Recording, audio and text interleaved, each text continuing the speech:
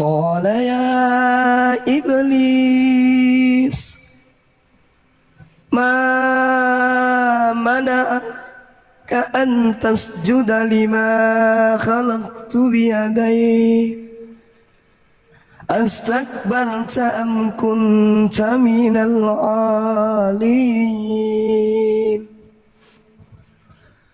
Qala ana khairum min khalaqtani min narin wa khalaqtahu min tin.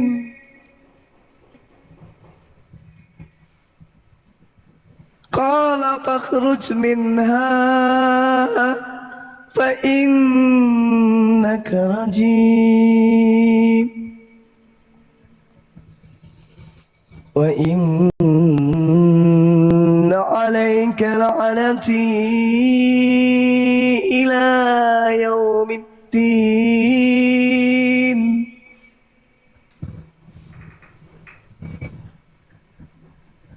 Wa inna alayka la'nati ila yaumiddin. Qala rabbi fa'anzirni ila yaumi yub'atsun. Qala fa innaka minal munzarin ila yaumil waqtihal maklum.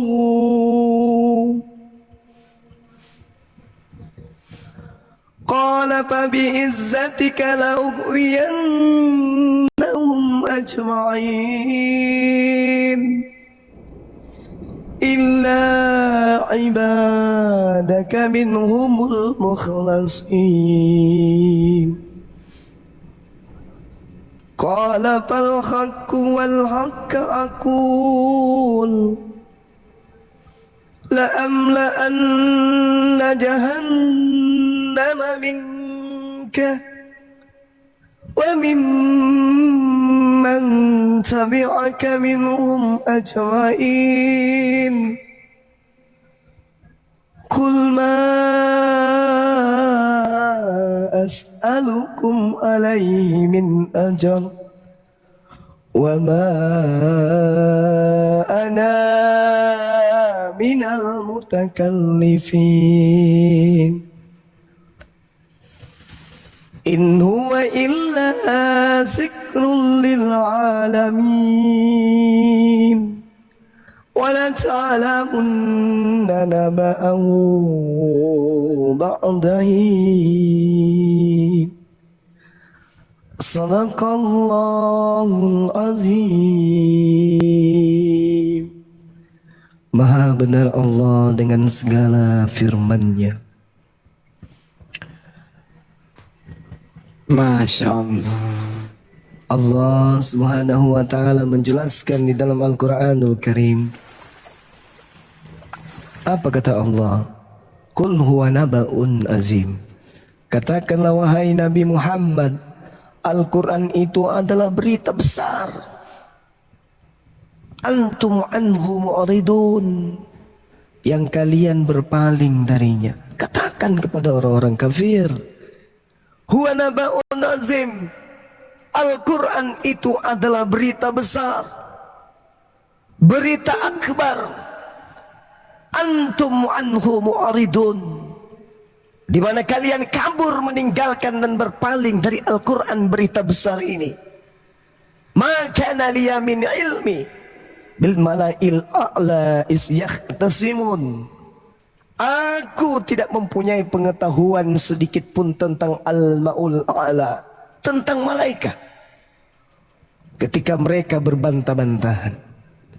In yuha, yang diwahyukan kepadaku, ilayya illa annama ana nadhirum mubin, bahwa aku hanyalah seorang pemberi peringatan yang nyata.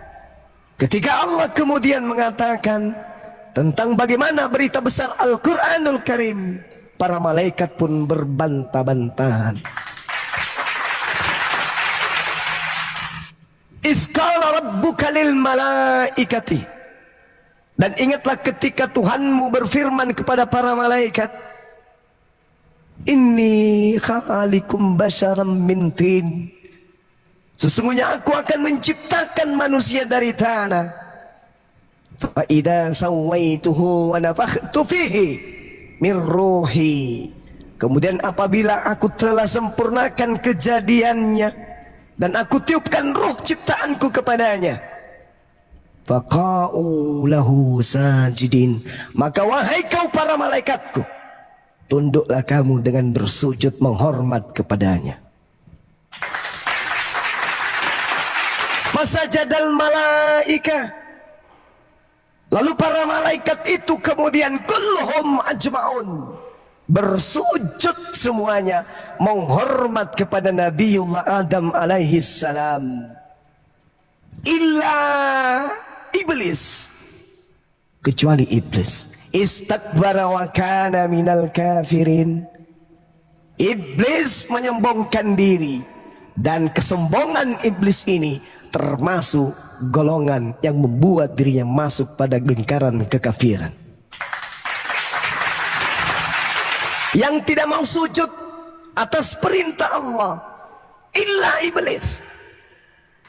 Semua makhluk di langit bersujud atas perintah Allah illa iblis, kecuali iblis.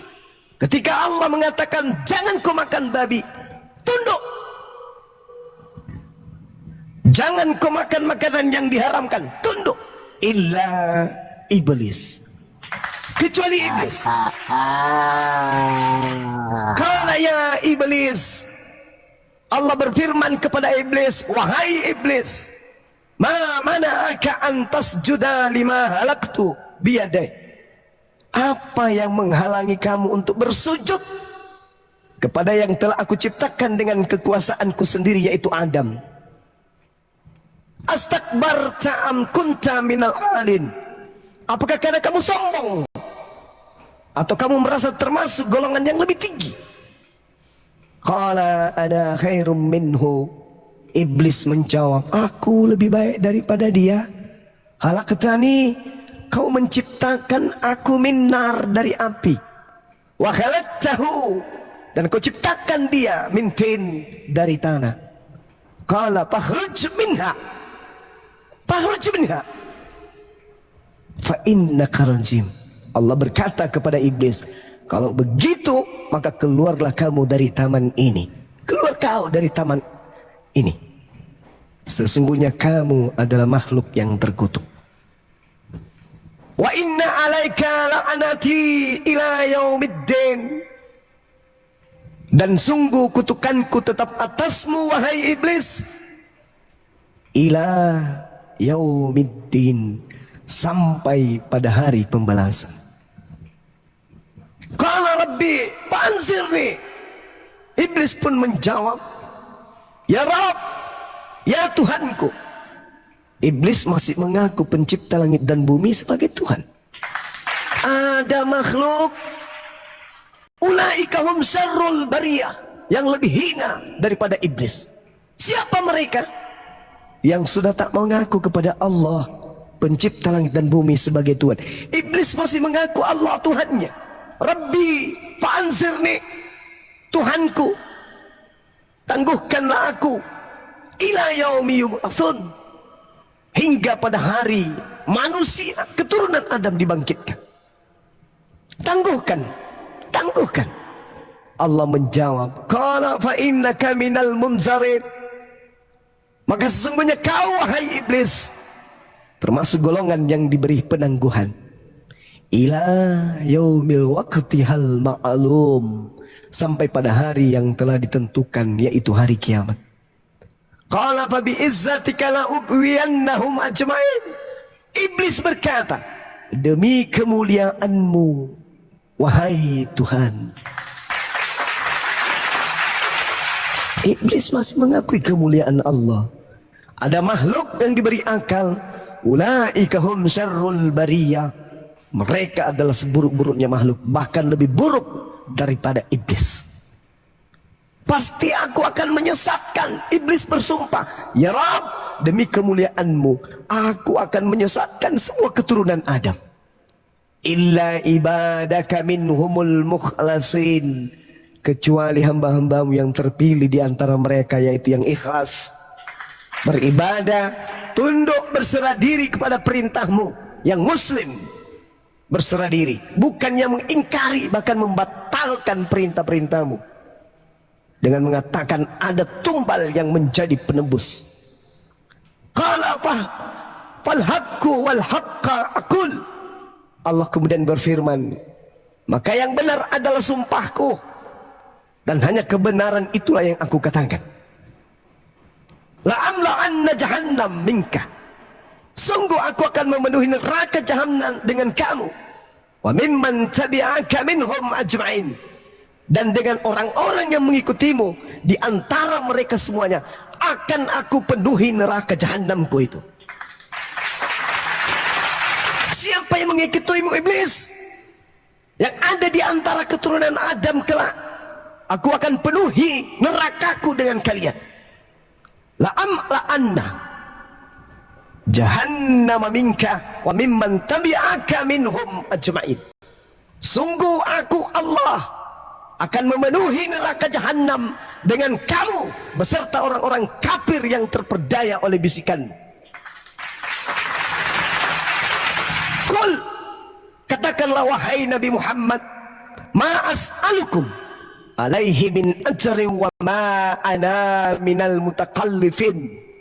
Aku meminta imbalan, aku tidak meminta imbalan sedikit pun. Ma as'alukum, kepadamu atas dakwaku, kepadamu atas risalahku, kepadamu atas ajaranku, kepadamu atas bimbinganku, kepadamu terhadap kenabian dan kerasulanku, dan aku bukanlah termasuk orang yang mengada-ada. In huwa illa zikrul lil alamin. Al-Quran ini tidak lain hanyalah peringatan bagi seluruh alam. Peringatan bagi orang kafir, peringatan bagi orang munafik, peringatan bagi orang fasik, peringatan bagi orang munafik, orang syirik, semua, dan juga peringatan kepada orang-orang yang beriman. In huwa illa zikrul lil alamin wa la ta'lamunna naba'ahu ba'dahim. Dan sungguh wahai Nabi Muhammad, kamu akan mengetahui kebenaran berita Al-Quran setelah beberapa waktu lagi. Maha suci Allah, maha benar Allah dengan segala firman-Nya. Allahu Akbar. Inilah keadaan yang sekarang terjadi para sahabat-sahabat sekalian. Sekelompok manusia hadir di tengah-tengah kita kemudian sebagai wakil dari golongan yang kafir, kata Allah. Mereka akan kafir, mereka akan ingkar, mereka akan segolongan dengan mereka, disebabkan karena illa iblis, kecuali iblis tidak mau sujud menghormat kepada Allah atas perintah Allah untuk menghormat kepada Nabi Adam alaihissalam. Istakbara wa kana minal kafirin. Iblis itu adalah kelompok dari kafir. Dan Al-Quran mengatakan orang kafir wa ikhwanuhum yamuddunahum fil gayyi thumma la yuksirun. Iblis golongan kafir. Orang kafir datang menolong, membantu iblis agar manusia durhaka kepada Tuhan. Dan mereka tidak akan henti-hentinya menyesatkan. Wa ikhwanuhum yamuddunahum fil gayyi thumma la yuksirun. Orang-orang kafir, saudara-saudara mereka adalah orang-orang kafir, orang-orang fasik. Mereka akan membantu setan agar mendurhakai Tuhan pencipta langit dan bumi. Tadi di ayat Al-Quran surah Sa'ad yang kita bacakan, iblis ini bersumpah di hadapan Allah. Ketika ditanya oleh Allah, ya iblis, ma mana'aka an tasjuda lima khalaqta biyada. Apa katanya? Wahai iblis, apa yang menghalangimu? Aku lebih baik. Ana khairum min, aku lebih baik. Halaqtani, kau ciptakan aku min nar, dari api, dia dari tanah. Allah mengusir, fakhruj, keluar. Dan Allah mengatakan, wa inna alaika la'nati ila yaumiddin. Laknatku atasmu sampai hari pembalasan. Iblis terima itu.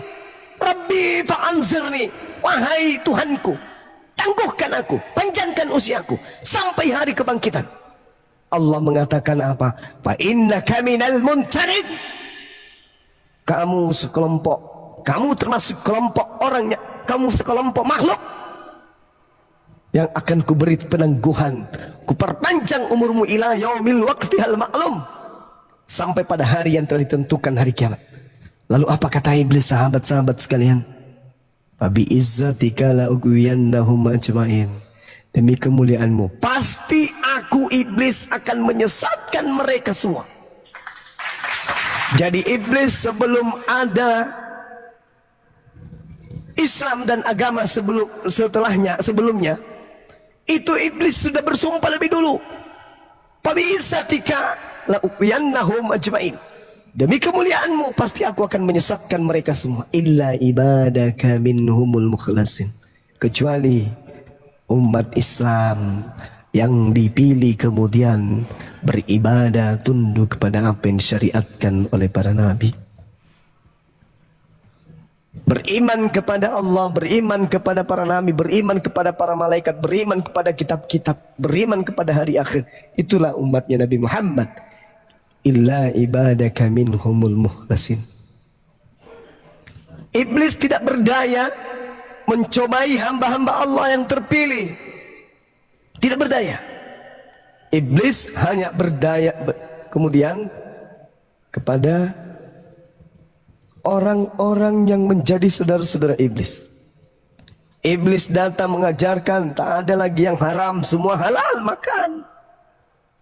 Pengikutnya mengikutinya. Iblis tahu cara menggugurkan iman seseorang, datang melalui syahwatnya. Syahwat itu apa? Nafsu, keinginan daging, ingin makan ini, ingin makan itu, ingin nikmati ini, ingin rasakan itu keinginan daging. Dari sanalah iblis datang kemudian. Ketika Nabi Adam alaihissalam dicobai, itu keinginan dagingnya yang mau makan itu keinginan daging. Maka iblis datang mempretelin keinginan daging yang dilarang tadi dengan hukum Tuhan, dengan mengatakan udah makan aja, makan. Justru kalau kau makan hidupmu merdeka, tidak akan mengalami kematian. Begitu juga setelah nabi-nabi datang, jangan makan ini, jangan makan ini. Makan aja nggak apa-apa, semuanya sudah halal. Makanya Al-Quran mengatakan wa ikhwanuhum yamuddunahum fil gayyi thumma la yuqsirun. Saudara-saudara iblis, orang kafir, orang fasik, senantiasa membantu iblis dalam mendurhakai Tuhan dan tidak akan pernah henti-hentinya menyesatkan. Coba lihat, siapa di antara kelompok agama yang mengajarkan manusia pengikutnya menyembah kepada makhluk? Menyembah kepada makhluk itu ajaran Tuhan? Bukan. Itu pasti bukan ajaran Tuhan. Karena yang benar adalah menyembah kepada Khalik. Menyembah kepada Khalik, bukan menyembah kepada makhluk. Oleh karena itulah kemudian tugas kita sebagai para apologet Islam, Al-Quran sudah menjelaskan innalladzina amanu yuqatiluna fi sabilillah. Kita umat Islam berperang di jalan Allah. Walladzina kafaru fi sabilit tagut. Dan orang-orang kafir berperang di jalan tagut, iblis. Faqatilu awliya as-syaitan. Seruan Allah, perangilah saudara-saudaranya setan. Wa ikhwanuhum yamuddunahum fil ghayyi. Itu yang kita perangi, saudaranya setan. Siapa saudaranya setan? Yang senantiasa mengajak kita menyembah kepada makhluk. Jadi kalau ada orang datang mengajarkan kita menyembah kepada pohon, mengajarkan kita menyembah kepada jalan raya, mengajarkan kita menyembah kepada tempat ayam bertelur, ampoti, mengajarkan kita kemudian menyembah kepada konde ibu, atau mengajarkan kita menyembah kepada tusuk gigi, atau mengajarkan kita menyembah kepada raket, atau mengajarkan kita menyembah kepada sandal swallow, jangan mau. Jangan mau. Karena Tuhan yang maha tinggi, maha suci tidak akan tersentuh dimensi makhluk. Karena itulah kemudian tujuan iblis kemudian sampai ketika datangnya hari kiamat adalah menyesatkan umat manusia.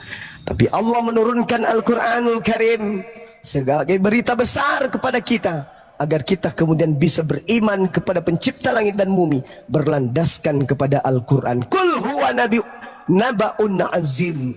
Katakanlah wahai Nabiku Muhammad, Al-Quran itu adalah berita besar. Antum anhu mu'aridun, yang kamu kemudian berpaling darinya. Jadi disuruh perintahkan, wahai manusia, Al-Quran itu adalah berita besar yang kalian berpaling darinya. Maka naliya min ilmi bil mala'il a'la iz yahtasimun.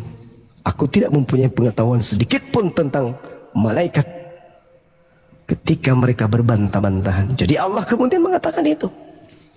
Nah, sehingga saudara-saudara, ya marilah kita memperkuat iman Islam kita, karena dengan hanya berislam kita bisa dijauhkan dari godaan syaitan.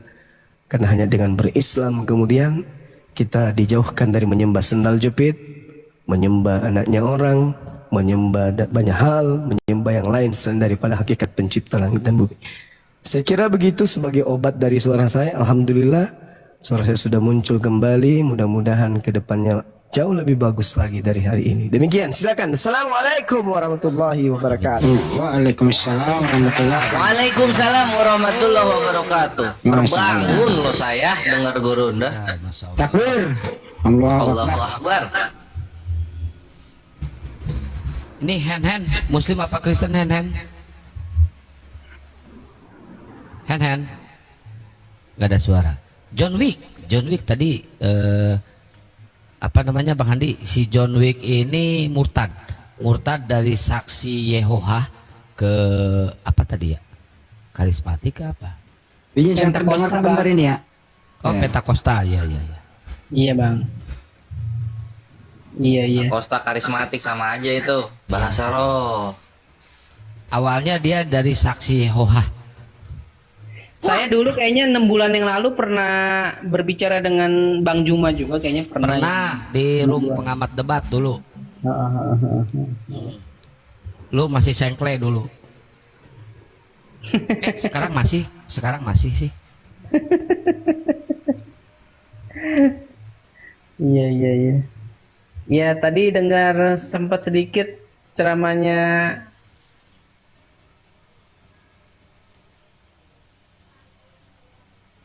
mana tuh maksudnya? Apa sih? Tadi kan saya dengar sedikit ceramahnya Bang Juma memerangi apa namanya? Saudaranya iblis apa? Yang dimaksud siapa itu maksudnya?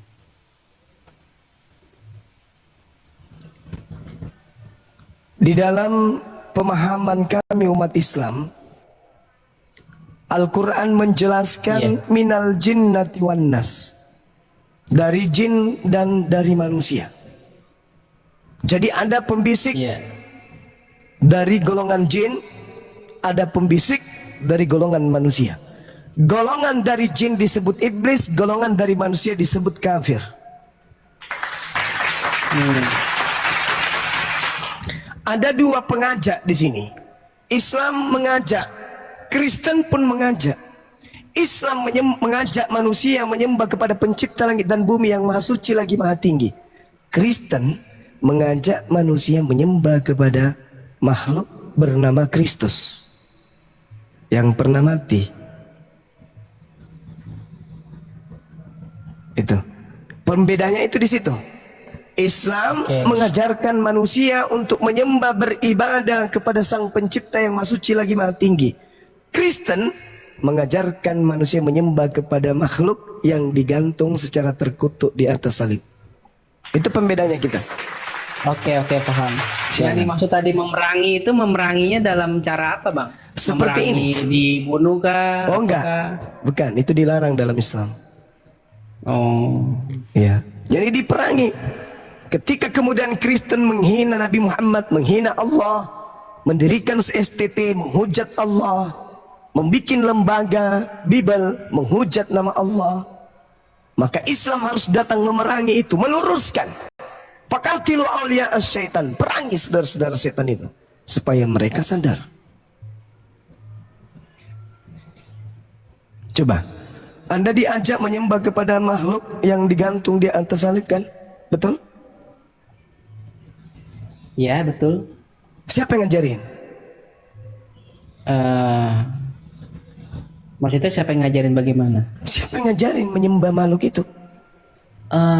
Saya menemukan Yesus Kristus itu di dalam pengalaman pribadi sih, Bang. Dalam pengalaman spiritual. Nah ini. Apa kata iblis di dalam Lukas 4 nomor 6? Aku akan memberikan kuasa kepada siapapun yang aku kehendaki.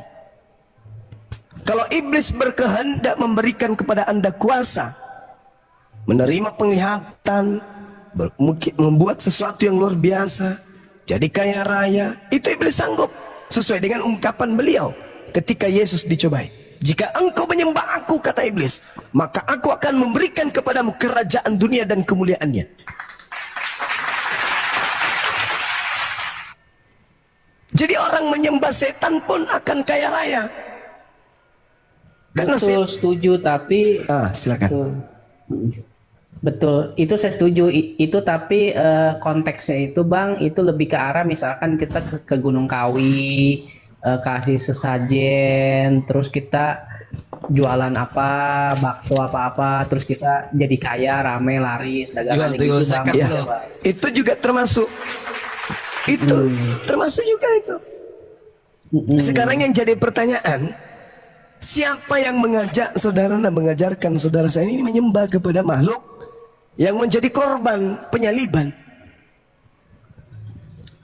Ya, banyak dari, selain pengalaman pribadi, ya banyak dari mentor-mentor hamba-hamba Tuhan yang saya lihat atau kenal. Bagaimana? Baik dari YouTube ataupun dari secara langsung sih. Lalu bagaimana dengan nasihat Yesus yang berkata, jika ada orang berkata dia bertemu dengan Yesus di padang gurun, bertemu Yesus di sini, bertemu Yesus di sana, jangan kau percaya. Itu konteksnya itu nanti ketika di periode tribulasi, Bang. Ketika di 7 tahun masa kesusahan besar. Itu bukan masa lampau. Bukan, Bang, itu jadi ceritanya itu kan di Matius 24 ya, Bang, ya, mulai dari Matius 24, 25 sampai 26. Betul. Kan.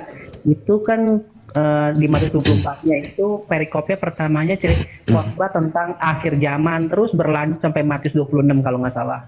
Itu. Oke. Itu, Bang. Oke. Itu boleh aja Anda mengatakan seperti itu.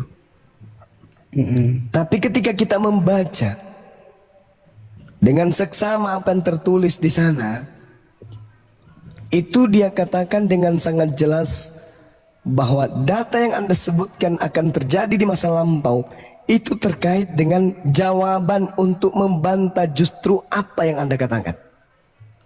Dia katakan gini, kalau ada orang berkata ada Yesus di sini, ada Yesus di sana, jangan kau percaya. Jangan. Sebab kedatanganku yang kedua, nah baru menjelaskan masa akhir zaman. Jadi sebelum masa itu datang, ada yang mengaku bertemu dengan saya, jangan kau percaya. Kata Yesus nih, maka orang-orang yang ada di Yudea, tuh berarti masa itu, harus melarikan diri ke pegunungan. Orang yang sedang berperanginan di atas rumah, janganlah ia turun untuk mengambil barang-barang di rumahnya. Dan orang yang sedang di ladang, jangan ia kembali untuk mengambil pakaiannya. Celakalah ibu-ibu yang sedang hamil atau yang menyusui bayi pada masa itu. Berdoalah supaya orang yang sedang di ladang, janganlah ia kembali. Berdoalah kemudian waktu kau melarikan diri, jangan jatuh pada musim dingin dan pada hari Sabat. Ini bukan berbicara masa akan datang. Enggak, ini berbicara. Ada ayat kelanjutannya, Bang. Ya, saya baca. Sebab pada masa itu akan terjadi siksaan yang dahsyat seperti yang belum pernah terjadi sejak awal dunia sampai sekarang, dan yang tidak akan terjadi lagi. Betul, itu tribulasi, Bang, nanti, Bang. Lalu apa kata Yesus? Sekiranya waktu tidak dipersingkat, ya, betul, maka dari segala yang hidup tidak akan ada yang selamat. Iya betul. Akan Bang. tetapi oleh karena orang pilihan, waktu itu akan dipersingkat. Betul bang. Iya Nah. bang. Itu jadi nanti konteksnya Itu bukan nanti, itu sudah terjadi, bukan nanti. Itu sudah terjadi. Itu kesusahan yang besar itu belum terjadi bang. Itu sudah terjadi Itu tadi. sebelum Paulus kemudian mengaku bertobat dan bertemu Yesus. Belum bang, bukan bang. Ini sudah itu terjadi, timeline-nya beda, Bang. saudara. Itu Sekarang saya khotbah tanya, tentang akhir zaman bang. Nanti ketika sesudah terjadi perang dunia ketiga, sebentar lagi kan ekonomi dunia kan akan hancur, Oke, akan resesi, oke, baik, dan akan baik. digantikan nanti semua non cash money. Oke, Artinya semua uang tunai akan ditarik nanti semuanya non cash Oke. semua. Oke, sekarang saya itu mau tanya. Betul. Sekarang saya mau tanya kepada Oke, saudara. siap. Siap bang. Pada masa kepemimpinan Yesus, ada nggak huru hara? Beda bang. Itu beda bang. Saya tanya dulu. Bang. Saya tanya dulu. Ada nggak huru hara? Belum. Itu kan gini bang, saya tanya Belum. bang, huru hara itu yang namanya kerusuhan di suatu bangsa itu pasti ada bang, karena pada masa itu kan Bukan. Ini Israel Yesus sedang dijajah. berbicara, saudara. Iya, Yesus sedang siapa? berbicara dengan orang sesamanya. Orang Yesus sedang berbicara dengan sesamanya. Bukan berbicara dengan orang kalian. Yesus sedang berbicara dengan orang yang ada sesamanya. Angkatan pertama. Oke siap, saya jawab ya bang. Itu kan tanda awalnya itu kan di Matius 24 ayat 1 kan berbunyi gini, murid-murid kan bertanya, Guru, apakah tanda kedatanganmu dan kesudahan dunia? Lalu dijawablah sama Yesus Kristus kan, ketahuilah bahwa akan terjadi kelaparan, bencana alam, gempa bumi di berbagai tempat, kasih menjadi dingin dan lain-lain dan seterusnya itu. Terus lanjut tuh ke pasal 25 pada masa itu langit matahari akan gelap. Itu ya kan, bulan 29, akan saudara. merah. Itu 29. Jadi gini, saudaraku. Sekarang saya mau tanya, ketika kemudian Paulus mengajarkan ada nggak huru hara terjadi di Yerusalem? Itu saya kurang pelajari sejarah, tapi kalau dari saya baca sih belum ada ya. Bagaimana kitab MKB, hara-haranya bagaimana itu terjadi. Taurat dibakar, bagaimana rumah-rumah ibadat Yahudi diratakan. Siapa pelakunya? Itu terjadinya tahun 70 Masehi bang, sama Jenderal Titus dari Romawi. Itu Anda tahu. Itulah lalu yang diceritakan Yesus. Kenapa? Izinkan saya berbicara. Kenapa? Ya. Makanya Yesus mengatakan, jadi apabila kamu melihat pembinasa keji berdiri di tempat kudus, menurut firman yang disampaikan oleh Nabi Daniel, itu artinya orang yang pembinasa keji ini, yang tadinya membunuh murid-murid Yesus, tiba-tiba menduduki tempat yang kudus, menjadi rasul. Apa yang terjadi? Semakin ponga orang Roma, semakin hebat dia memperandakan Yerusalem. Anda harus tahu itu, jutaan orang Yahudi dihabisin. Itu sejarah itu. Kalau berbicara mengenai akhir zaman, beda. Itu ceritanya di data nomor 27 ke bawah. Jadi kata Yesus, sejak aku terangkat ke langit, bila mana ada orang yang berkata, ada Mesias di sini, ada Mesias, jangan kau percaya. Sebab sama seperti kilat memancar dari sebelah timur dan melontarkan cahaya sampai ke barat, demikian pula kedatangan anak manusia kelak.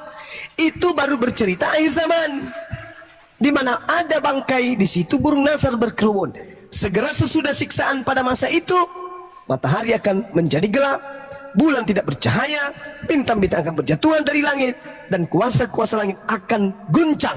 Pada waktu itu akan nampak tanda anak manusia di langit, dan semua bangsa di bumi akan merantap, dan mereka akan melihat anak manusia Yesus datang di atas awan-awan dengan segala kekuasaan dan kemuliaannya. Itu baru akhir zaman. Kalau yang tadi itu adanya pembinasa keji. Setelah pembinasa keji itu duduk di tempat yang suci, dia memporak-porandakan kemudian Yerusalem. Maka Yesus mengatakan, maka orang-orang di Yudea harus melarikan diri ke pegunungan. Karena itu bercerita peperangan yang dipimpin oleh pembinasa keji. yang menduduki tempat suci, menjadi paus, menjadi rasul. Itu yang harus Anda pahami. Makanya ditekankan, jangan kau percaya ketika ada orang berkata ada Yesus di sini, ada Yesus di sana. Jangan kau percaya, jangan kau pergi ke sana. Sebab Kristus palsu dan nabi-nabi palsu akan muncul dan mereka akan mengadakan tanda-tanda yang dahsyat dan mukjizat-mukjizat sehingga sekiranya mungkin menyesatkan orang-orang pilihan. Siapa orang pilihan? Ke-12, ke-11 murid Yesus. Yohanes 6 nomor 70, bukankah aku yang memilih engkau? Jadi orang-orang pilihan ini juga akan disesatkan kemudian. Jangan kau percaya, camkanlah. Aku sudah mengatakan terlebih dahulu kepadamu. Jadi apabila ada orang berkata, lihat Yesus ada di padang gurun, jangan kau pergi ke situ. Atau lihat ia ada di dalam bilik penjara, jangan kamu percaya. Sebab nah ini baru berbicara mengenai akhirat, mengenai tanda-tanda kiamat. Sebab aku untuk datang yang kedua kalinya sama seperti kilat memancar dari sebelah timur dan memancar cahayanya sampai ke barat. Demikian pula lah kedatangan anak manusia kelak. Tolong dipahami itu. Tolong dipahami. Oke. Boleh saya jawab, Bang? Silakan. Jadi gini, Bang. Itu namanya di dalam di dalam pemahaman teologi itu namanya double application. Jadi double application itu adalah pernah terjadi di tahun John, 70. nanti lagi jangan ketawa dulu ya, gua nggak suka John. Oke. Silakan. Oke. Jadi itu namanya double application. Jadi yang pertama itu terjadi di tahun 70 Masehi, di mana Jenderal Titus itu meratakan bait suci orang Yahudi dan membawa darah babi untuk dinajiskan dan mengambil seluruh perkakas emas-emas dari bait suci Yahudi itu untuk dibawa, ya kan. Itu yang pertama. Yang kedua nanti akan terjadi lagi di periode tribulasi. Sesudah bait suci Yahudi yang ketiga nanti akan dibangun oleh bangsa Israel, ya kan. Nanti di 3,5 tahun kedua di awalnya itu akan dinajiskan kembali oleh antikristus atau oleh dajjal. Kalau di dalam pemahaman kekristenan seperti itu, yang diawali dengan terjadi perang dunia ketiga, kolapsnya ekonomi dunia, dan terjadinya rapture. Bang Juma pernah dengar tentang rapture nggak? Pernah dengar bahasa rapture nggak? Atau tribulasi? Halo? Lanjut. Iya. Halo. Iya, Bang Juma pernah dengar tentang rapture atau tribulasi nggak, Bang? Iya pernah. Zaman kejahatan 7 tahun terakhir dan kekejaman manusia untuk mencapai puncak. Pernah, dan itu terjadi kan. Bagaimana kemudian Paulus Lagi sakit ya, Bang? Lagi batuk. Oh. Lanjut aja. Iya, jadi ya kurang lebih seperti itu sih kalau dari pemahaman dari sisi sudut pandang Alkitab ya gitu. Nah sekarang gini, kalau Anda menolak itu coba kita lihat dalam Lukas 21.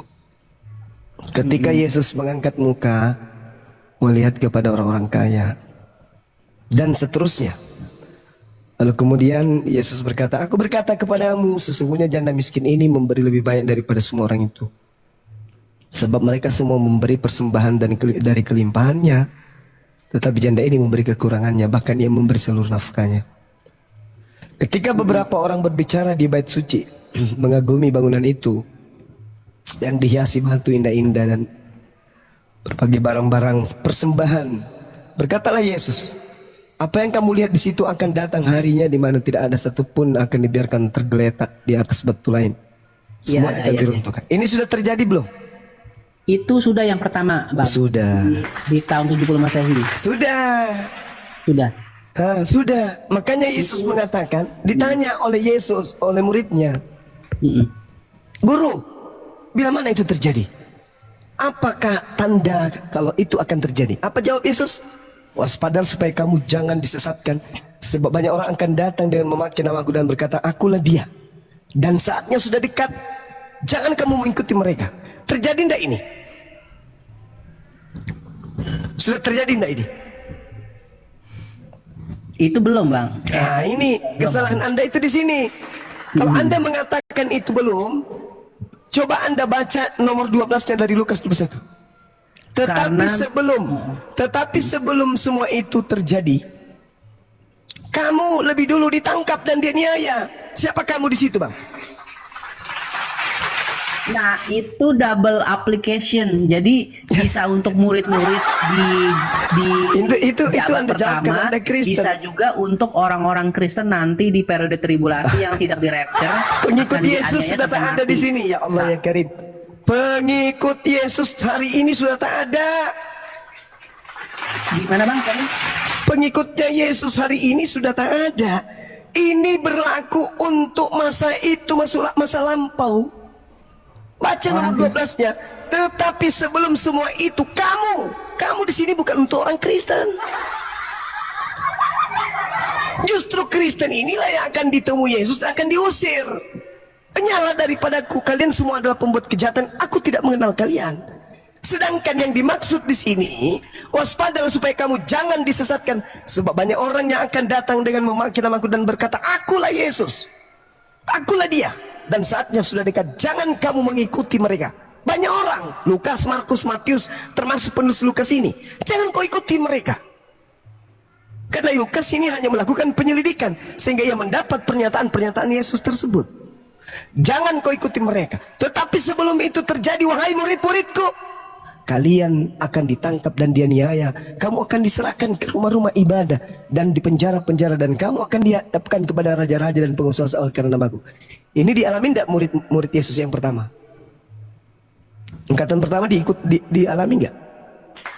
Angkatan pertama dialami dalam arti yang Dialami. mengalami penyiksaan itu. Iya. Mengalami Terus penyiksaan siapa yang itu ya. kedua yang Anda maksud? Itu nanti di periode tribulasi, Bang. Di Siapa? periode- Kristen. Iya, betul, Bang. Siapa yang bakal menganiaya Kristen? Nanti, Bang. Siapa Nanti- yang mau menganiaya kalian? sebentar lagi, Bang, sama Siapa? anti Di Kristus mana? tuh, Bang? Di mana sejarahnya? Yahudi tidak pernah menganiaya kalian. Siapa yang pernah menganiaya Kristen di atas muka bumi ini? Tunjuk. Siapa yang pernah menganiaya Kristen? Dulu itu di abad pertama itu, ya kan, kerajaan Roma itu banyak membunuh, Nah, membakar, itulah dia. mengasih makan Justru singa. kalianlah penganiaya itu. Kok merasakan dia niaya? Siapa yang berani menganiaya Kristen? Senjata kalian kuasai, nuklir kalian kuasai, bom kalian kuasai. Siapa yang mau menganiaya Kristen? Ada-ada aja, cuci mulut, cuci muka, kan yang mandi, murid-murid. tidur. Murid-murid Yesus. Ya, murid-murid Yesus dengan penyembah Yesus beda, kawan. Kristen itu pentuhan Yesus, bukan murid Yesus. Sejak kapan Kristen murid Yesus? Dan sejak kapan Yesus punya murid dari luar Yahudi? Kapan itu? Alamak. Astagfirullahaladzim, ya Allah ya Karim. Jangan ngadi-ngadi, jangan ngaku-ngaku akan dianiaya, Cak Ayu, jangan. Tidak ada yang pernah menganiaya Kristen, tak ada. Sudah Kristen banyak, merambah ke seluruh Sudah dunia dengan banyak, cara Bang. menjajah. Oke, saya jawab ya. Nah, silakan. Saya jawab ya. Mulai Kristen mau dianiaya, ngeri aku, Bang. Oke, saya jawab. Di Korea Kristen. Utara, di Cina itu Kristen itu di zaman Mao Zedong itu. Ngapain Kristen yang berangkali jauh kali ke sana? Mengapain ke Iya, sana? memang ada Kristen, Bang, di sana. Ya ngapain dia ke situ? Ngapain? Ngapain ke negaranya orang? Ngapain coba? Orang sudah punya kepercayaan di sana kok. Kalian yang cari masalah. Kenapa dia Iya, niaya? memang Paulus itu kan ditugaskan oleh Tuhan Yesus kan untuk memberitakan Injil ini ke bangsa-bangsa. dia. Sekarang begini, saudara. Tetapi Oke. sebelum semua itu kamu akan ditangkap dan dianiaya. Pertanyaan saya, siapa penganiaya murid Yesus? Ya. Siapa banyak. yang menganiaya murid Yesus? Ya banyak. Yang Siapa? pertama-tama di jemaat di Iya, abad siapa? pertama itu kerajaan Roma. Kenapa lari ke situ? Tunggu dulu. Siapa pertama-tama yang menganiaya murid Yesus? Iya itu Ya itu. ahli-ahli Taurat, orang Siapa? Farisi, Siapa? dan- Siapa? dan kerajaan Roma. Iya, Siapa? waktu Kok itu kan kerajaan kisahnya Roma? Oke, saya jawab ya Bang ya, boleh ya? Ah, Oke, jawab ya. Silakan. Pertama-tama memang sebelum itu kan memang kan waktu itu kan namanya kan Saulus. Saulus itu memang belum bertobat waktu itu. Saulus bertobat itu, dari Iya, sebentar saya jelaskan dulu. Saulus itu kan adalah orang Farisi. Dia itu berkobar-kobar untuk menganiaya dan membunuh murid-murid Yesus yang percaya bahwa Yesus itu mati dan bangkit pada hari ketiga, ya kan? Dan memberitakan bahwa Yesus itu adalah Mesias. Nah, itulah yang dibunuh oleh Saulus, ya kan? Tetapi ketika perjalanan yang hendak ke siapa Damsyik, pelakunya saudara? Saulus, ya kan? Saulus. Saulus Lantas diberi kemudian, kuasa penuh. tunggu sabar. Saulus. Yang menganiaya murid Yesus, kata Yesus, sebelum itu terjadi, sebelum penyesat itu muncul, terlebih dahulu pelakunya apa? Menganiaya kamu. Setelah melakukan penganiayaan, baru mereka datang mengaku-ngaku, membawa namaku, dan menyesatkan. Siapa yang menganiaya murid Yesus, itulah penyesatnya. Coba belajar lagi. Waspadalah supaya kamu jangan disesatkan, sebab banyak orang akan datang dengan memakai namaku dan berkata, akulah dia, dan saatnya sudah dekat. Jangan kamu menganiaya, jangan kamu mengikuti, jangan kau mengikuti sang penganiaya itu. Meskipun dia bertobat, jangan kau ikuti, karena dia penyesat. Cara menyesatkan itu berpura-pura. Makanya disebut serigala berbulu domba. Orang yang tadinya serigala berpura-pura bertobat agar dianggap domba, padahal bukan domba. Kisah para Rasul 22 nomor 4. Dan aku telah menganiaya pengikut jalan Tuhan sampai mereka mati. Laki-laki dan perempuan ku tangkap dan ku serahkan ke dalam penjara. Siapa itu? Itu siapa? Paulus yang kemudian kata Yesus, jangan kau percaya, jangan kau ikut dia. Dia adalah serigala yang nyamar domba. Itu fakta real data di dalam kitab saudara. Makanya kitab saya mengatakan, wa makaru wa makarallah wallahu khairul makirin. Mereka ingin menipu, mereka membuat makar, tetapi Allah kemudian membalas kejahatan mereka.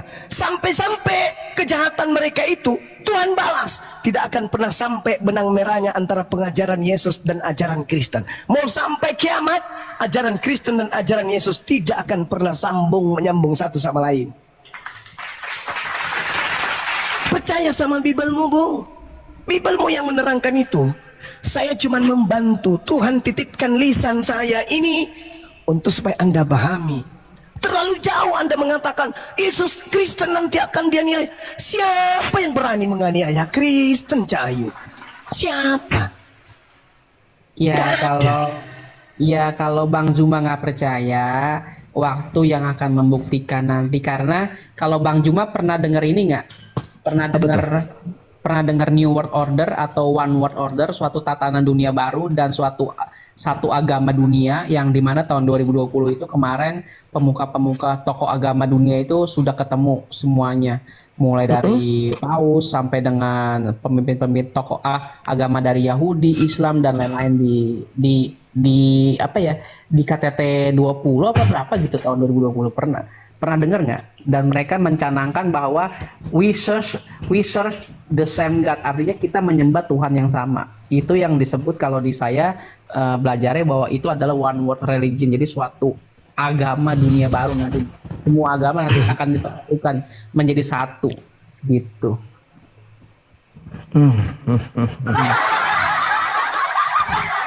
Ya, itu saya udah sampai pada kesimpulan. Saya berbicara berdasarkan data aja. Tetapi sebelum semua itu Sekarang, kamu akan ditangkap. Bang Zuma, saya boleh bertanya nggak Bang Zuma? Boleh. Kalau menurut Bang Zuma, Islam dan agama-agama yang lain, apakah menyembah Tuhan yang sama? Kalau Islam Yahudi dalam arti kata jangan sampai Seluruh agama. Maksud saya enggak, seluruh agama. Enggak kan? Iya, betul. Saya setuju. Enggak. Saya setuju. Kalau para nabi menyembah Tuhan yang sama. Tapi kalau Kristen dengan Islam jelas beda tuh sembahannya. Kristen menyembah makhluk, Islam menyembah Khalik. Berbeda itu. Berbeda kita kawan. Iya, nggak apa-apa Bang. Kalau pemahaman saya juga tidak menyembah makhluk, saya juga menyembah Tuhan, ya, Sang Pencipta langit dan bumi. Cuman Pencipta langit dan bumi itu pernah menjelma menjadi manusia. Nah, ini penyakitnya itu di situ, saudara. Gimana Penyakitnya tuh, itu Bang? di situ. Gimana Bang? Makanya Yesus mengusir kalian. Karena kalian itu tidak mengajarkan ajaran Yesus. Yesus mengatakan apa, saudara? Barang siapa yang meniadakan setitik pun dari hukum Taurat dan mengajarkan kepada orang lain, maka dia akan menempati tempat yang terhina di kerajaan langit. Kata Yesus loh itu. Artinya ketika Yesus mengajarkan Taurat, Yesus menekankan tiada Tuhan selain Hashem. Oke. Saya percaya Berarti Bang. Yesus tunggu. Iya, siap. Yesus duduk sebagai apa di situ? Ketika Yesus berkata, tidak ada Tuhan selain Hashem, tidak ada Tuhan selain Yod-Heh-Vav-Heh, tidak ada Tuhan selain Elohim. Yesus mendudukkan dirinya sebagai apa?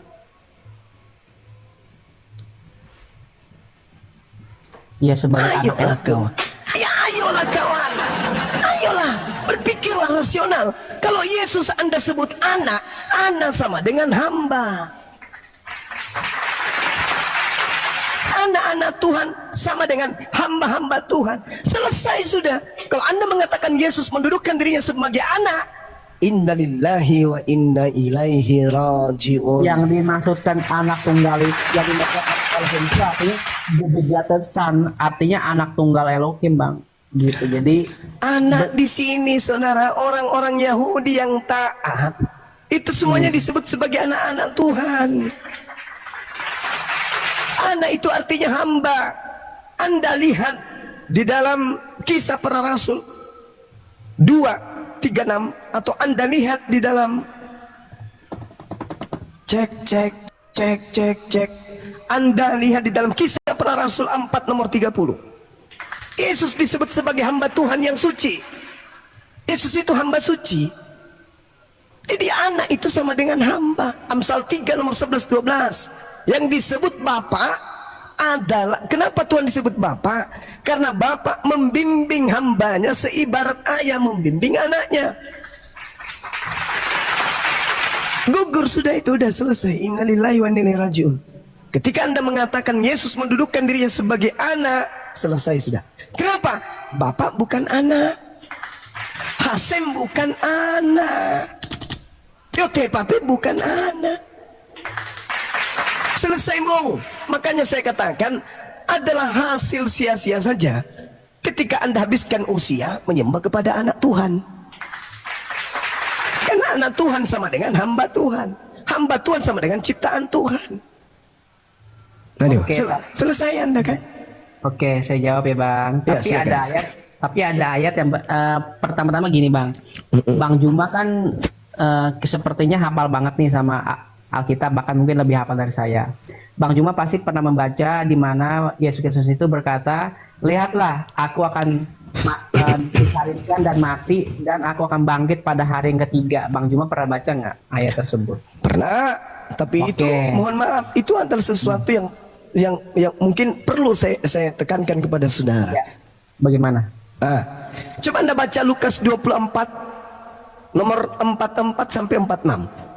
Yesus berkata, ada tertulis di dalam Taurat Mesias akan mati dan bangkit pada hari ketiga di antara orang mati. Iya. Tapi faktanya di Taurat tidak tertulis demikian. Berarti pemberitaan yang muncul, catatan-catatan Bible yang ada di tangan kita sekarang ini diragukan keakuratannya. Kenapa? Tidak dituliskan dan tidak dihafalkan sesama dengan Yesus, dan penulisnya bukan murid Yesus, hanya melakukan penyelidikan sadur kesaksian-kesaksian dari orang-orang yang tidak kita kenal, sehingga di dalamnya ada kebenaran, ada pembenaran, ada yang tidak benar. Coba Anda baca Lukas 24 nomor 44 sampai 46. Ada tertulis Mesias akan mati dan bangkit pada hari ketiga di antara orang mati. Tertulis di mana kata Yesus? Tertulis di dalam kitab Taurat, kitab Mazmur, dan kitab Nabi-Nabi. Buktinya sampai kiamat tinggal 2 detik tidak akan pernah ditemukan di dalam Taurat ada Mesias mati dan bangkit pada hari ketiga. Berarti berita ini hoax.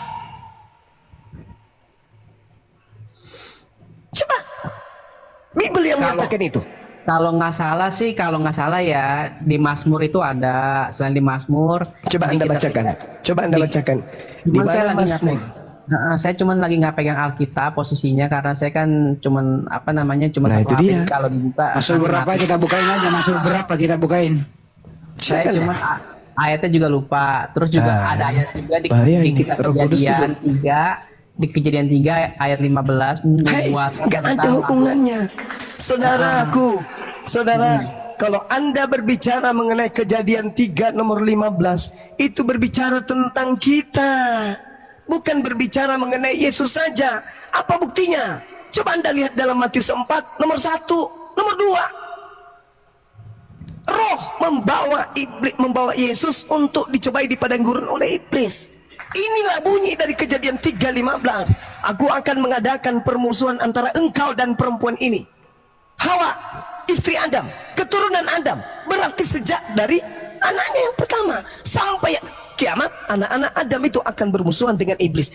Inilah yang saya terangkan tadi di dalam Al-Quran surah Sad. Itulah yang kubacakan panjang lebar dan kuterangkan panjang lebar. Ketika kemudian Al-Quran menarasikan dengan sangat jelas, iblis tidak akan senang sebelum kemudian anak keturunan Adam itu tersesat seluruhnya. Itu diterangkan di dalam Al-Quranul Karim. Dan Allah mengatakan apa? Illa iblis istakbara wa kana minal kafirin.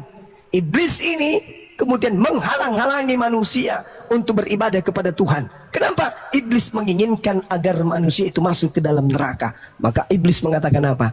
Rabbi fa'anzirni ila yaumil yub'atsun. Ya Tuhanku, panjangkan usiaku sampai hari kebangkitan. Fa'innaka minal mumtarin. Tuhan menjawab, kau kupanjangkan umurmu ila yaumil waqtihal maklum, sampai kepada waktunya yaitu kiamat. Fa bi izzatika la uwaqiyannahum ajmain. Kata iblis apa saudara? Demi kemuliaanmu aku akan menyesatkan semua keturunan Adam illa ibadaka minhumul mukhlasin, kecuali hamba-hambamu yang terpilih yang ikhlas beribadah kepadamu. Jadi bukan Yesus yang diceritakan di Kejadian 3:15 itu, bukan. Yang diceritakan itu kita, Anda, semua anak keturunan Adam. Karena berbicara mengenai Hawa, bukan berbicara mengenai Maria. Cobalah kawan, jujur terhadap kebenaran, jujur. Bible sudah dipampangkan di mata kita. Al-Quran sudah kita bisa dengar dari toa-toa yang ada di masjid. Mari saatnya menggunakan akal sehat. Iman tanpa ilmu, iman tanpa perbuatan adalah buta. Iman tanpa akal gila. Kata Yesus, kasihi Tuhanmu dengan akal, bukan dengan iman. Iman itu adalah manifestasi yang menetes murni dari akal. Iman yang menetes dari akal ada mendapatkan kedudukan iman yang benar. Tapi iman yang menetes tanpa akal, itu namanya iman gila. Bagaimana orang gila memakan sampah karena dia tidak mengetahui dari aspek akalnya bahwa itu adalah sampah. Dia makan, enak menurut dia. Kenapa? Akalnya mati. Anda menyembah makhluk yang digantung, yang dikubur, yang ditonjok, yang ditampar. Kenapa Anda beriman dengan pola seperti itu? Karena iman Anda tidak menetes dari tetesan kebenaran akal.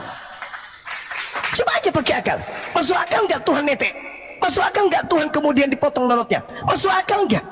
Sementara Yesus mengatakan, kasihi Tuhanmu dengan akal. Mari kita mengasihi Yesus dengan akal.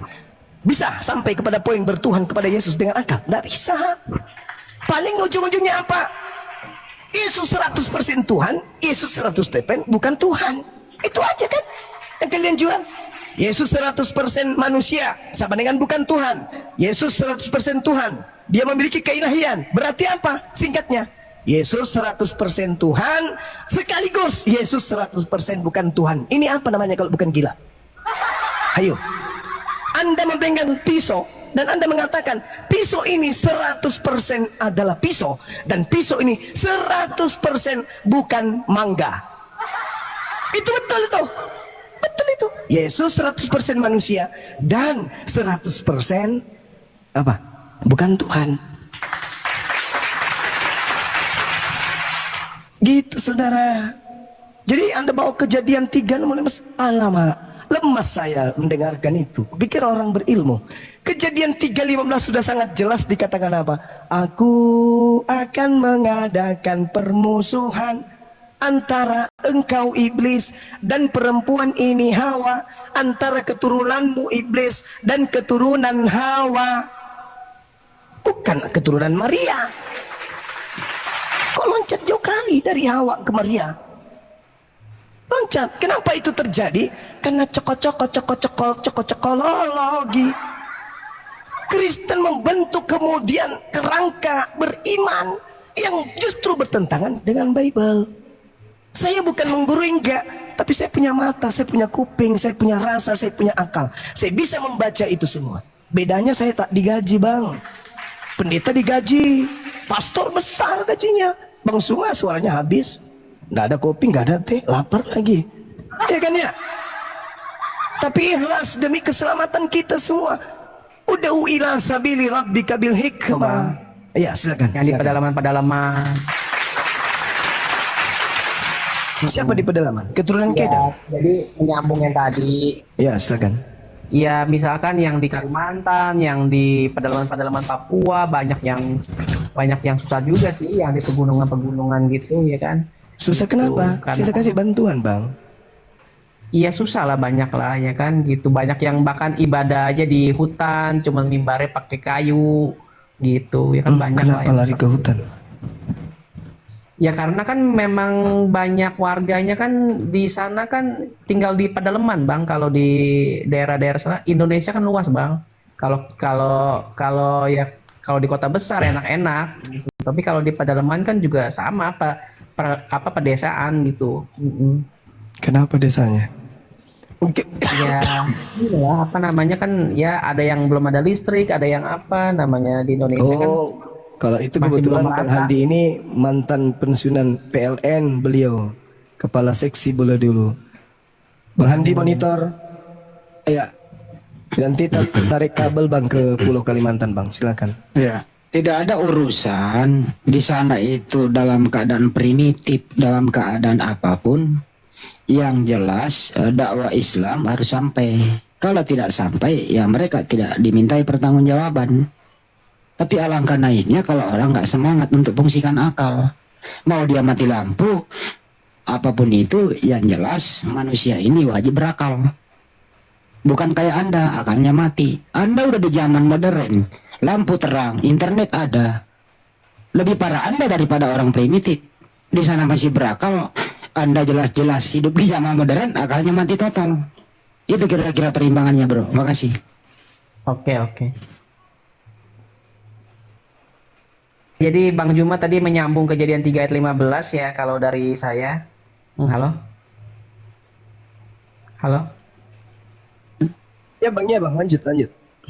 Ya, jadi kalau dari saya kejadian 3 ayat 15 memang itu mengacu kepada Yesus Kristus gitu, karena Yesus Kristus itu kakinya diremukan, artinya diremukan di kayu salib. Nah, iblis itu dihancurkan kepalanya di alam roh atau di alam maut itu gitu. Ketika Yesus Kristus itu turun ke dunia orang mati. Seperti itu.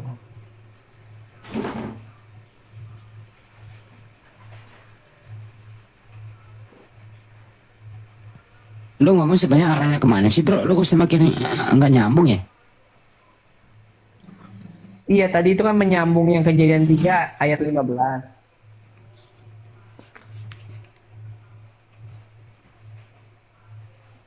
Kan udah diterangin tadi itu untuk kita.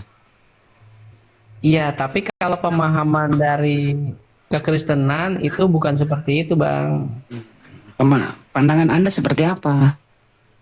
Iya, pandangannya itu yang tadi saya jelaskan. Jadi itu mengacu kepada pribadi Yesus Kristus di atas kayu salib, di mana kakinya diremukan, disalib, dan Yesus Kristus itu turun ke dunia orang mati dan kepala iblis dihancurkan gitu. Jadi Dikalahkan. itu Tuhanmu, kakinya diremuk, itu Tuhan diremuk kakinya gitu. Iya. Kau tega meremukkan kaki Tuhan? Gimana sih? Saudara, coba perhatikan. Ucapan saudara kemudian memfitnah Yesus, kakinya diremukkan sama iblis. Yesus sendiri membantah itu, kawanku. Subhanallah. Yohanes 14 nomor 30, apa kata Yesus? Tidak banyak lagi aku akan berkata-kata dengan kamu, sebab iblis penguasa dunia ini datang, dan iblis tidak berkuasa sedikit pun atas diriku. Kok anda bisa mengatakan iblis, kaki Yesus dihantam oleh iblis? Bagaimana ini?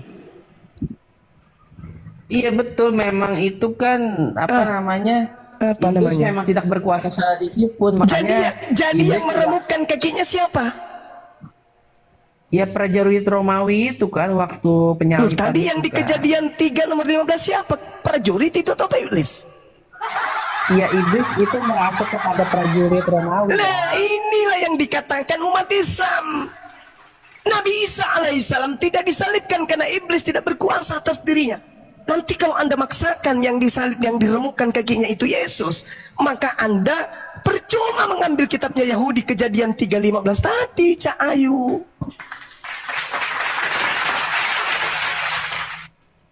Bagaimana ini? Gelas-gelas di meja pun bingung.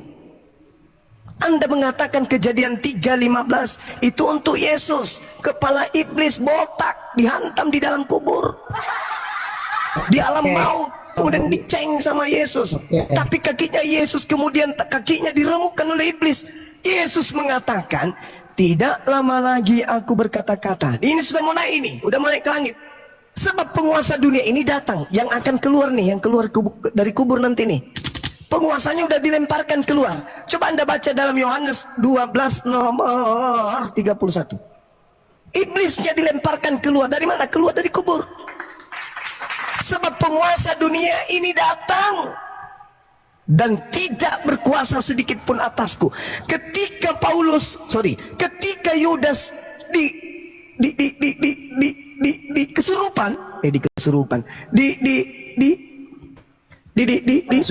dirasuki sama balok, dirasuki sama setan, tidak berkuasa atas Yesus. Ketika orang-orang Yahudi, imam kepala mahkamah agama, membuat tipu muslihat, membuat kesaksian palsu, membuat kemudian tuduhan-tuduhan, itu tidak mempan untuk Yesus, coy. Yesus orang mulia, Yesus orang suci, mustahil diganggu oleh setan. Setan diusir, ditunjang sama Yesus, gutubuk, tarik terbirit-birit iblisnya. Mustahil Yesus yang disalibkan. Yohanes 14:30, tidak banyak lagi aku berkata-kata denganmu. Artinya yang berkata-kata di Roma, di Galatia, di Filipi, di Markus, di Lukas, Kisah Para Rasul, itu bukan aku. Tidak lama lagi aku berkata-kata denganmu, tidak lama lagi. Sebab penguasa dunia ini datang, yaitu iblis, penguasa maut. Dan ia tidak berkuasa sedikit pun atas diriku. Aku dengan melenggang enak terangkat ke langit. Iblisnya apa yang dilakukan? Apa yang dilakukan iblis ketika dia datang, tak ada Yesus lagi, tak ada Nabi? Apa yang iblis lakukan? Setelah di dunia ini tak ada Nabi, Nabi Muhammad belum datang, apa yang dilakukan oleh iblis?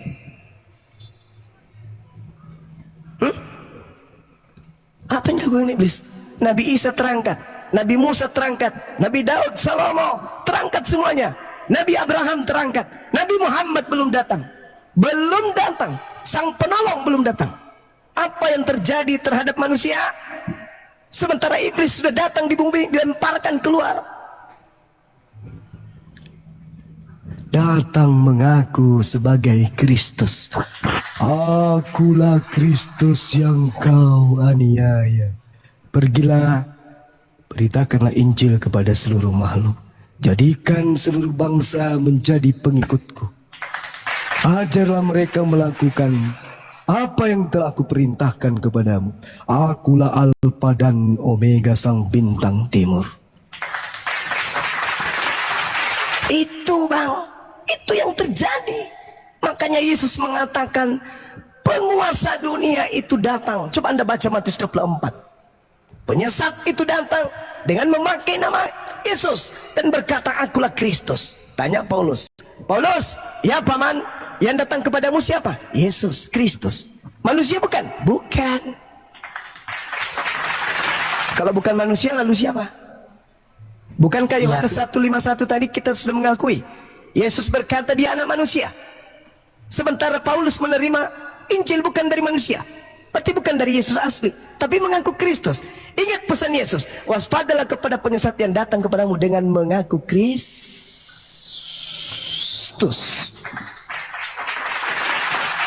Yang datang kepada Paulus mengaku Kristus enggak? Ngaku manusia enggak? Bukan. Galatia 1 nomor 11 nomor 12. Aku menerima Injil bukan dari manusia. Bukan manusia yang mengajarkan aku Injil, tetapi Kristus. Sopre orang ini. Siapa Kristus ini? Bukan manusia. Ngajarin Injil. Siapa dia? Siapa dia? Kata Yesus, waspada, akan datang penyesat ngaku Kristus. Ini yang ngaku Kristus bukan manusia, ini siapa? Itulah yang dikatakan Yesus. Tidak banyak lagi aku berkata-kata, sebab penguasa dunia ini datang dan tidak berkuasa sedikit pun atas diriku. Yesus mengatakan penguasa dunia datang dan akan menyesatkan banyak orang. Bang, apa namanya? Kalau saya kan memang bukan pendeta, saya juga bukan Sama bukan kita, Bang. Sama. Saya bukan apologis. Ya, kalau Bang Bima kan ya ustadz lah ya, penceramah ya. Bukan udah juga. Biasa, udah biasa ngomong sama orang. Kalau saya memang bukan. Jadi kalau saya menyarankan kalau Bang Juma mau berbicara tentang lebih jauh, coba deh debat lintas agama, berdiskusi dengan baik dengan misalkan Bang Nursena atau misalkan Saya yang jawab itu semua takut. Bang Nursena diajak sama Gurunda Juma debat offline takut. atau dengan MYM juga takut. Siapa lagi? ketua pendiri ortodok atau dengan mungkin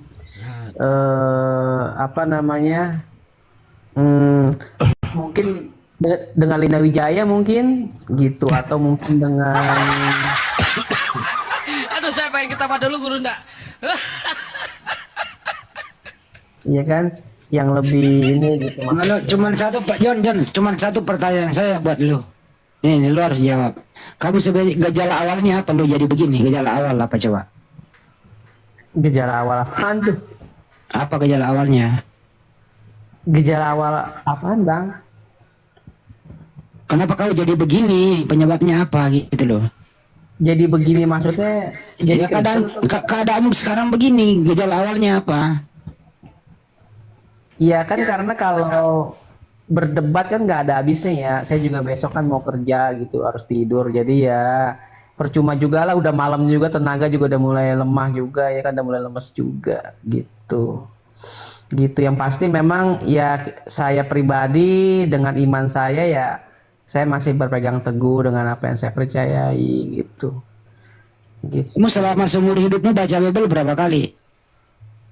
Ya kurang lebih adalah 5 kalian ada sih. Oh, baru 5 kali membaca Bible selama seumur hidup. Gimana ini cuma diskusi orang kayak gini? Lu tawarin Cuma 5 Lina kali. Wijaya ke Gurunda. Ini yang saya sebut gejala awalnya di sini gitu loh. Ya 5 kali, 5 kali maksudnya dari Kejadian sampai Wahyu kan?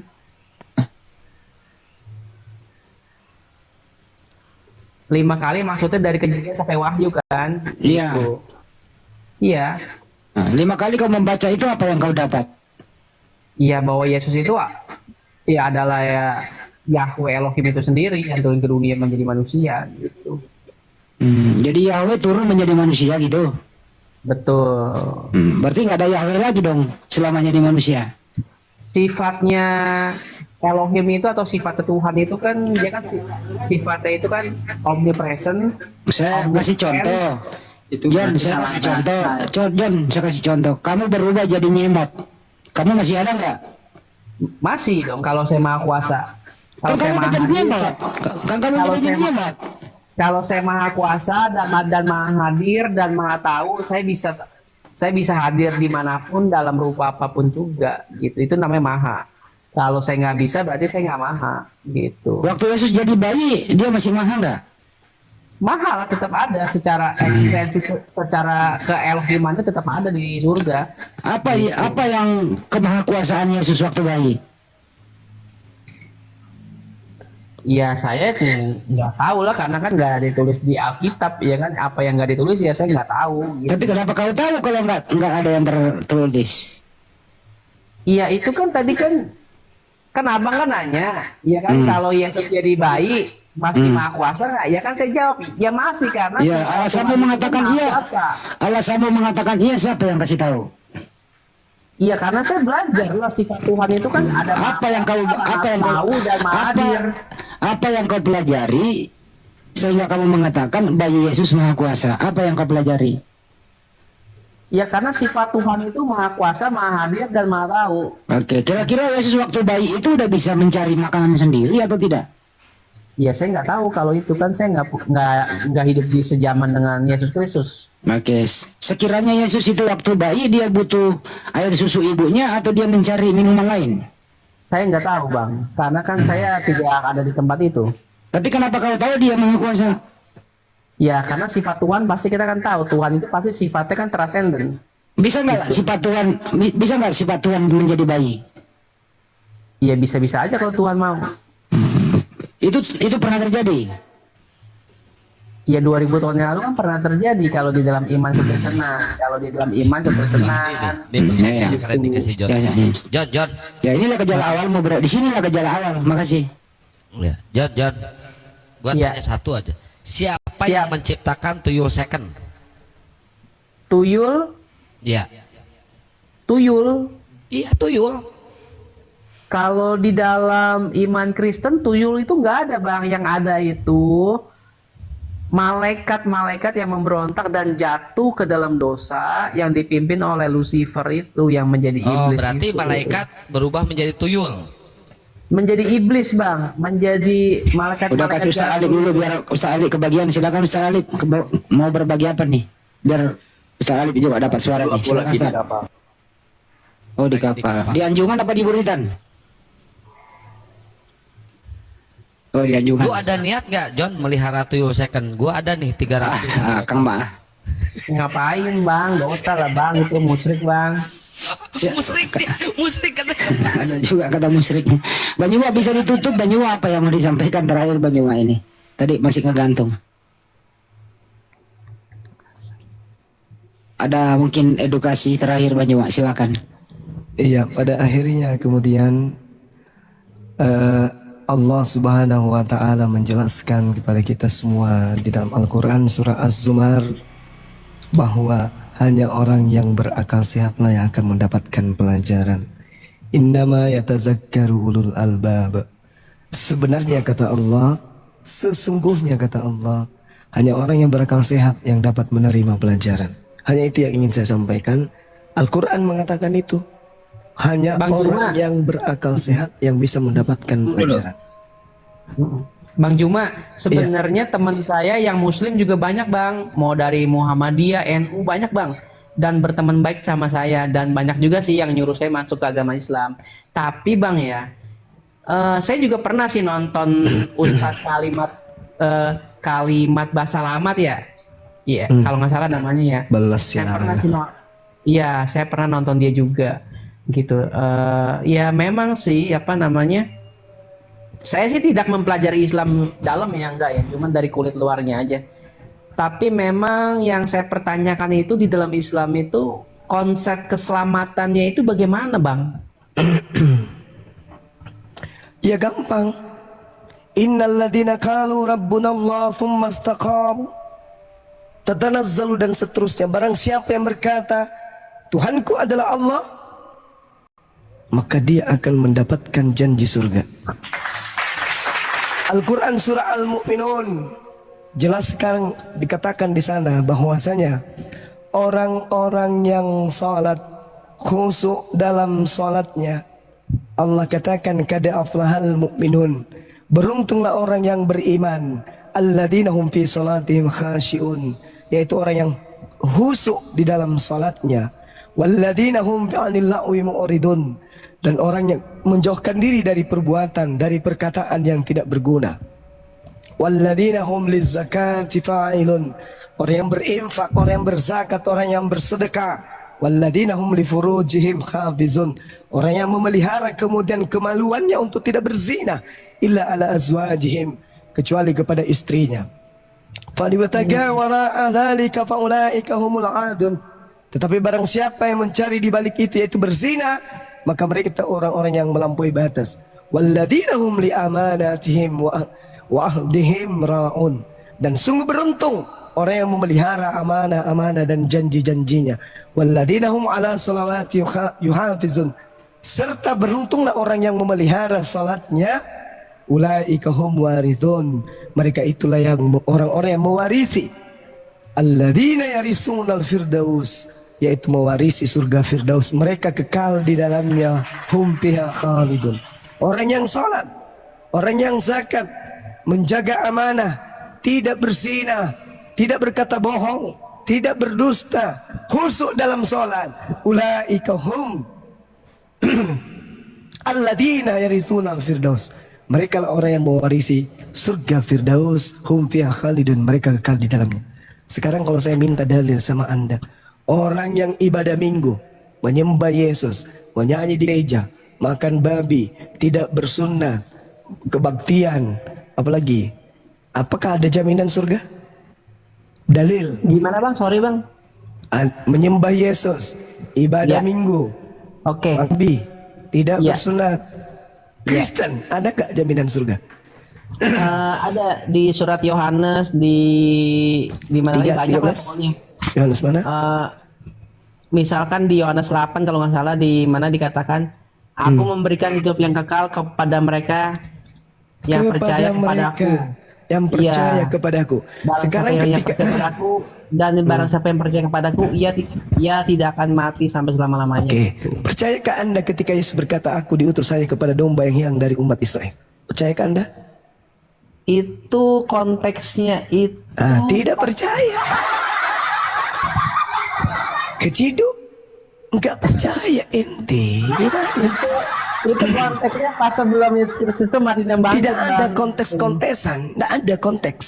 Karena yang Anda ingin katakan, pergilah ke seluruh bangsa, jadikan seluruh bangsa. Itu ucapan oknum yang keluar dari kubur. Yang saya maksud ini Yesus. Aku diutus hanya kepada domba yang hilang dari umat Israel.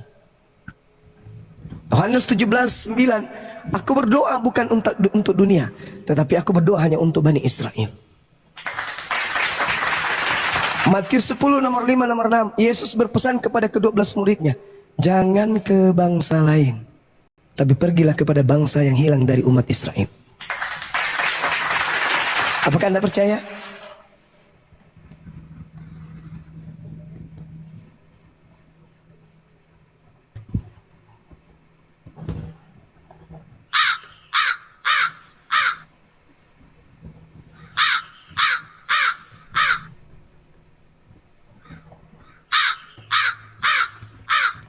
Wabillahi taufiq wal hidayah. Assalamualaikum warahmatullahi wabarakatuh. Besok lagi bang, besok lagi kita lanjut lagi. Besok. Oke bang, terima kasih bang ya. Terima kasih, Siap. Bang. Oke, thank you.